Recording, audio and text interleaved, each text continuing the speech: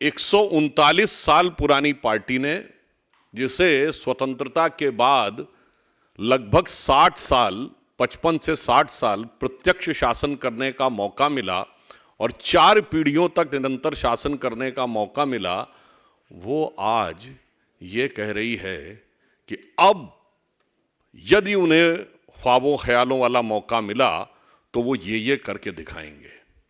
मतलब एक कहावत होती है, आह को चाहिए एक उम्र असर होने तक। यहां तो 4 पीढ़ी निकल गई, 4 उम्र गुजर गई और अब वो कह रहे हैं कि साहब अब वो कमाल करके दिखा देंगे। परंतु मैं ये बताना चाहता हूं कि जितनी भी बातें उन्होंने कहने का प्रयास किया, तो मैं 2-3 तथ्य आपके सामने रख देता हूं। जो उनके विद्वान लोगों ने कहने का प्रयास किया है, वास्तविकता यह है कि अगर आज महंगाई की दर और बेरोजगारी की दर देखें तो 5% के आसपास महंगाई की दर और 3.1% के आसपास बेरोजगारी की दर है। मैं कांग्रेस के लोगों को ध्यान दिलाना चाहता हूं, पिछले 50 साल में, in the last 50 years, the years which are having the lowest rate of inflation, 2017 3.33, 2019 3.73, 2004 3.77, 2001 3.78, 2003 3.81, 2018 3.94, 2000 4%, 2005 4.2% और इस समय 5%। 5% के नीचे की जो लोएस्ट टॉप 10 है, उनमें से 8 या 9 वर्ष हमारे शासनकाल के हैं। यह हकीकत है। अब यदि आपसे पूछा जाए कि हाईएस्ट ग्रोथ रेट के जो टॉप 10 हैं ईयर्स, उसमें वर्तमान समय में हम G7 कंट्रीज में, G20 कंट्रीज में हाईएस्ट ग्रोथ रेट के साथ हैं। परंतु उसमें भी यदि देखा जाए तो भारत में पिछले 10 वर्षों में, पिछले 50 वर्षों में 2021, 16, 15, 4 और 3 यानी अधिकतम हमारे कार्यकाल में हुआ है। अब यदि आपसे पूछा जाए साहब निगेटिव ग्रोथ रेट कब रही है, हाईएस्ट इन्फ्लेशन कब रहा है, तो 1974 में 50 साल पहले 26% रेट ऑफ इन्फ्लेशन रहा है। महंगाई की दर 26% और विकास दर जानते कितनी थी? 1.19%। विकास दर 1.19%, महंगाई की दर 26%। और पिछले जमाने में जितनी बार 10 से ऊपर महंगाई की दर रही है, वो केवल हमारा 2020 का दौर छोड़ के सबको पता है कोविड का दौर था, उसमें निगेटिव ग्रोथ रेट रही है क्योंकि पूरी दुनिया में लॉकडाउन था।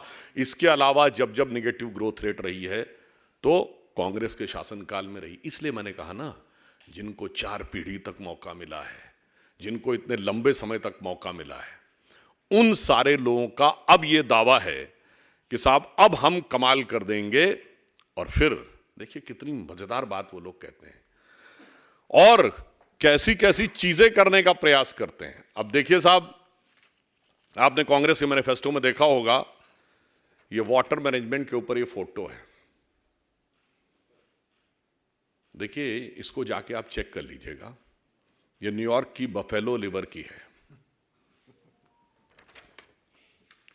अब देखिए, मुझे लगता है कि अभी तक उनकी सोशल मीडिया चेयरपर्सन के अकाउंट से किसने ट्वीट कर दिया था तो पता नहीं लगा पाए, पर उससे बड़ा यक्ष प्रश्न हो गया है, ये फोटो कौन भेज रहा है विदेश से। मतलब ऑन द लाइटर नोट मैं कहना चाहूँगा, बफेलो शब्द को हिंदी में भैंस कहते हैं और हिंदी में कहावत होती है अकल बड़ी है भैंस। तो मुझे लगता है उतनी अकल भी किसी ने प्रयोग नहीं की है इनको करने के लिए। अब आइए साहब, इन्वायरमेंटल क्लीनिनेस के ऊपर ये फोटो है और ये जानते कहाँ की है? The most favoured and sort of destination of चिर युवा of Indian politics, Rahul Gandhi ji का, थाईलैंड के।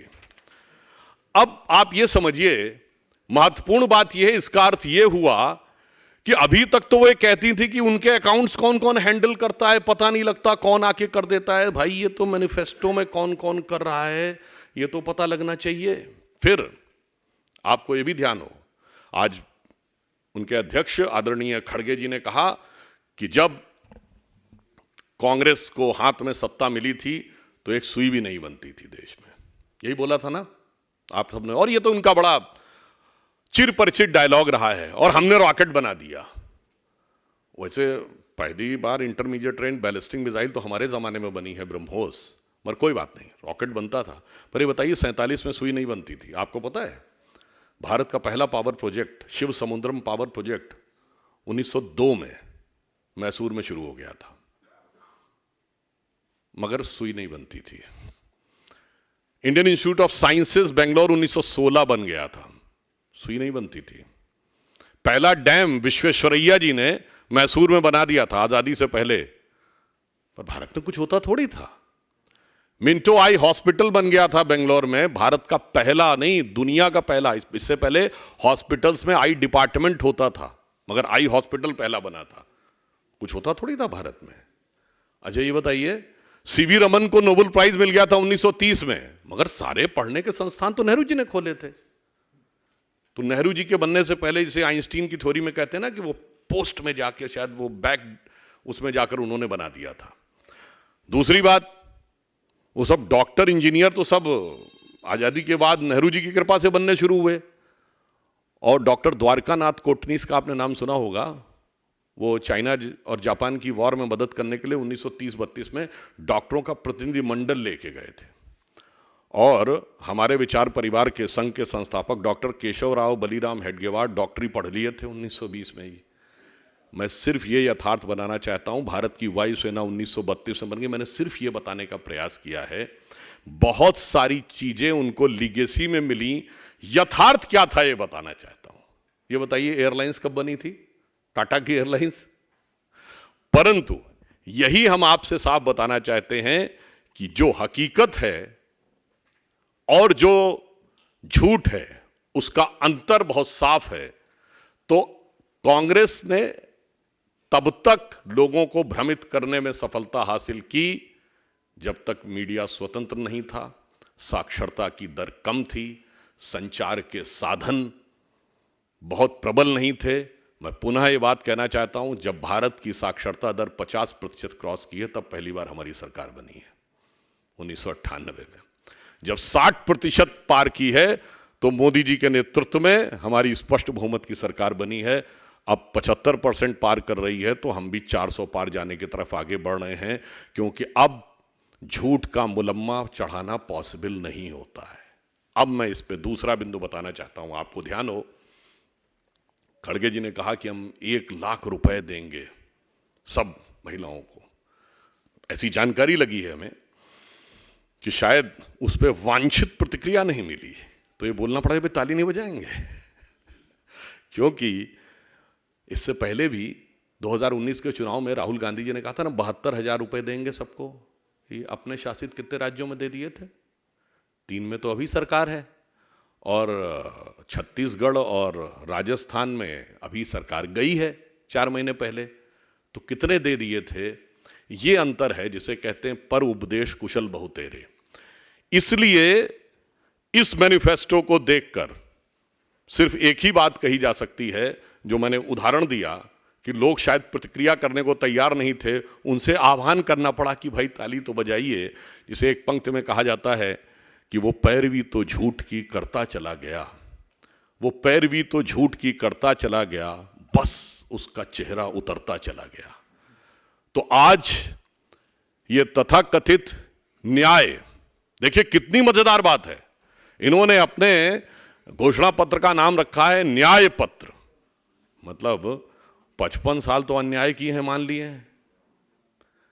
मतलब कोई नई नवेली पार्टी होती, अजब अलबेली पार्टी, जो इस समय भारत की राजनीति की सबसे नई पार्टी है, जिसके आगे वो पुरानी धुरानी और नई नवेली दोनों मिलके एक हो गए हैं, वो एक बार कहती तो समझ में आता था। आपका इतना बड़ा बैगेज, और ये आप कहने का प्रयास कर रहे हैं, इसलिए मैं गंभीरता से कहना चाहता हूं, जिन्होंने भारत की युवाओं की क्षमता के साथ न्याय नहीं किया, जिन्होंने भारत की आर्थिक क्षमता के साथ न्याय नहीं किया, जिन्होंने भारत की औद्योगिक क्षमता के साथ न्याय नहीं किया, जिन्होंने भारत की सैन्य क्षमता के साथ न्याय नहीं किया, जिन्होंने भारत की सुरक्षा के साथ न्याय नहीं किया, वो न्याय ये था कि हमारी फौजें मैदान में जीत के आती थीं और राजनीति की टेबल पर सब कुछ लुटा के सरकारें चली आती थीं। जैसे हम उस जमाने में एक नारा कहते थे कि फौज न हारी, कौम न हारी, हार गई सरकार हमारी।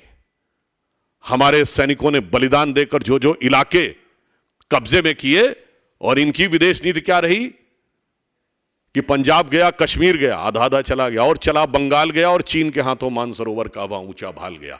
इसलिए जिन्होंने भारत की सांस्कृतिक गौरव के साथ कभी न्याय नहीं किया, जिन्होंने भारत की सामाजिक समरसता के साथ न्याय नहीं किया, जिन्होंने भारत की योग्यता के साथ कभी न्याय नहीं किया, वो जब भेष बदल कर आकर आज ये कहने का प्रयास करते हैं तो भारत की जनता पूरी तरीके से आश्वस्त है। और मजे की बात, विदेशी फोटो लगाते हैं। हाँ, विदेशी प्रभाव जो है वो कांग्रेस के ऊपर कितना गहरा हो गया है।